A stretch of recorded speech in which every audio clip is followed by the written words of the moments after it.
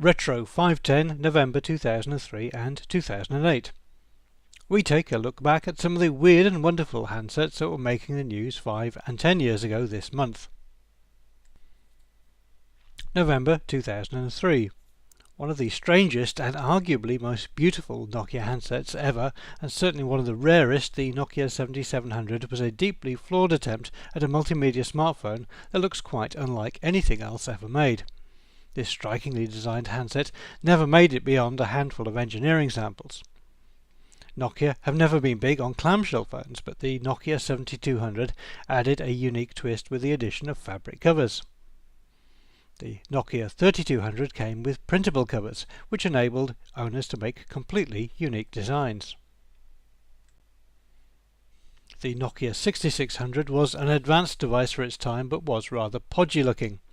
And with yet another unusual design, the Nokia 6810 and Nokia 6820 phones came with a fold-out QWERTY keyboard, which never really caught on.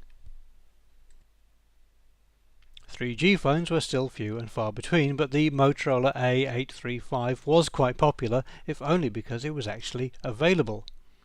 10 years ago, manufacturers were still producing Windows smartphones with number pads, and the rather unattractive HTC-built Orange SPV E200 was one of them.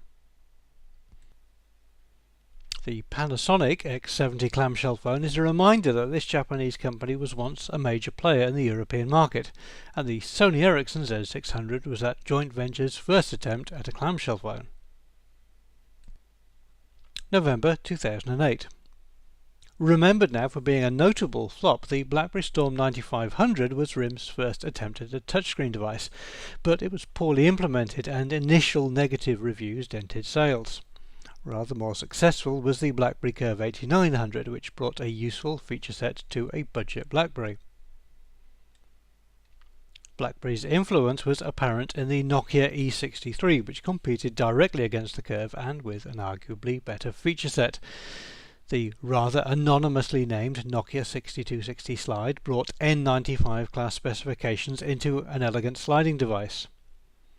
Designed as an inexpensive music phone, the Nokia 5130 Express Music had front-facing speakers and an appealing design. The Sony Ericsson W705 was the 28th Walkman-branded phone from Sony Ericsson, and in our view marks something of a crisis in the history of the firm. The Samsung Toby was a colourful phone aimed at children, but at a time when the whole issue of mobile phones and children was becoming a hot health topic. Aiming at a completely different market, the Sonim XP3 Enduro was a pleasingly chunky and very rugged device designed for hostile environments.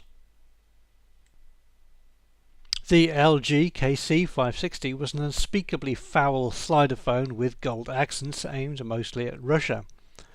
5 years ago, manufacturers were still trying to put TVs into phones, and the LG KB770 with DVB-T used the same standards as used in normal digital TVs, but takers were few and far between.